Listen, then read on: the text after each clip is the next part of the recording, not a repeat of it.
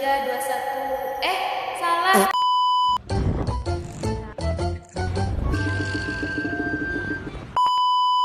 Assalamualaikum warahmatullahi wabarakatuh. Perkenalkan, nama saya Sulistia Wahyuni, NIM 2023052172 dari S1 Farmasi kelas reguler C. Di sini saya akan membuat video agama tentang syariat Islam yang diampu oleh dosen Pak Irfan Khairi MPDI. Syariat Islam. Pengertian syariat Islam menurut bahasa atau etimologi, tempat minum yang menjadi tujuan, sumber air yang menjadi sumber kehidupan. Menurut terminologi, syariat Islam, hukum dan tata aturan yang tidak berubah dan berubah, yang sampai Allah untuk hambanya. Menurut Mahmud Saltut, sistem kehidupan yang dibuat oleh Allah bagi manusia dalam hubungan dengan Allah, sesama muslim, sesama manusia, kehidupan dan alam semesta. Nah, di sini ada prinsip-prinsip syariat Islam. Yang pertama, ada tauhid, keadilan, kemerdekaan, kebebasan, tolong menolong, toleransi, amar ma'ruf nahi mungkar, dan persamaan egaliter. Tujuan syariat Islam adalah menarik segala kebaikan dan menolong segala kerusakan. Yang pertama, memelihara tujuan penciptaan makhluk. Yang kedua, hukum dapat dipahami oleh mu'alaf. Yang selanjutnya, beban dan tanggung jawab hukum atas mu'alaf. Yang keempat, ada pelaksanaan atau kepatuhan harus dengan niat yang ikhlas. Dalam Al-Quran, surat An-Nisa ayat 3-4. Selanjutnya ada sumber syariat Islam. Yang pertama, Al-Quran, wahyu yang diturunkan oleh Allah kepada Nabi Muhammad, baik lafaz, makna, dan gaya bahasa yang termaksud dalam mushaf yat disalin secara mutawir. Selanjutnya hadis, segala sesuatu yang dikaitkan kepada Nabi Muhammad, baik ucapan, perbuatan, dan ketetapannya. Selanjutnya ada ijma, persepakatan dalam mujtahid kaum muslimin dalam suatu masa sepeninggalan Rasul terhadap suatu hukum syari mengenai suatu peristiwa. Selanjutnya ada qiyas, yaitu menerapkan hukum perbuatan tertentu kepada perbuatan lain yang memiliki kesamaan. Selanjutnya ada istihsan, menetapkan hukum suatu perbuatan berdasarkan prinsip-prinsip umum ajaran Islam seperti prinsip keadilan dan kasih sayang.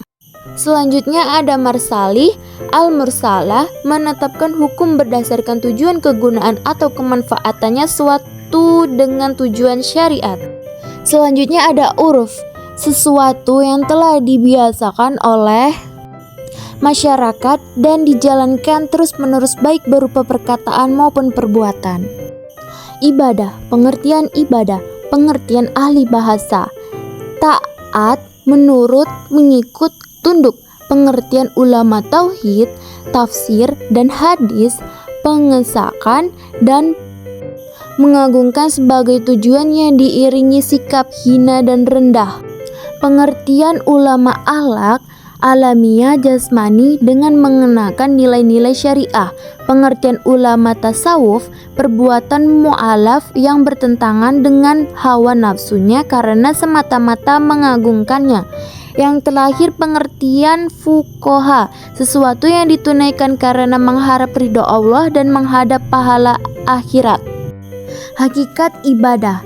Hakikat ibadah, ketundukan jiwa yang ditimbul dari hati yang mencintai dan mengagungkan zat yang disembah.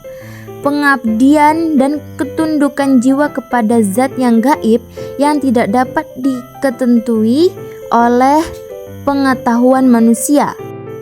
Syarat diterima ibadah, yang pertama ikhlas, yang kedua ibadah dilakukan secara sah sesuatu dengan petunjuk syara. Adapun bentuk-bentuk ibadah, yang pertama ibadah yang berupa perkataan dan ucapan lidah seperti tasbih, tahmid, dan lain-lain.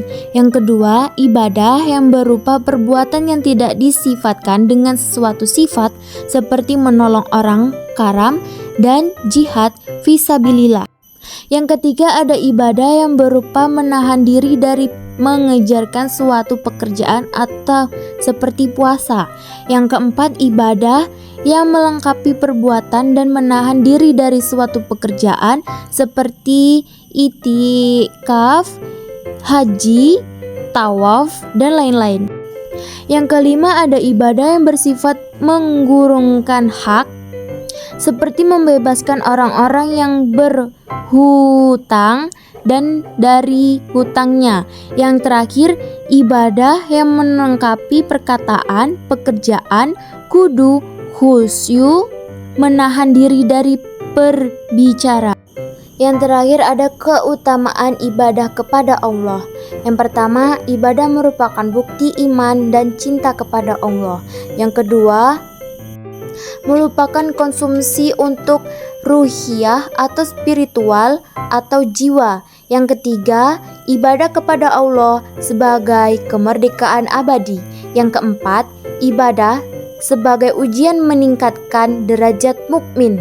Yang kelima, merupakan hak Allah atas manusia. Yang keenam, sebagai saran mendapat pahala dan terhindar dari siksa. Yang ketujuh, ada sarana mendidik dan melatih kejiwaan manusia.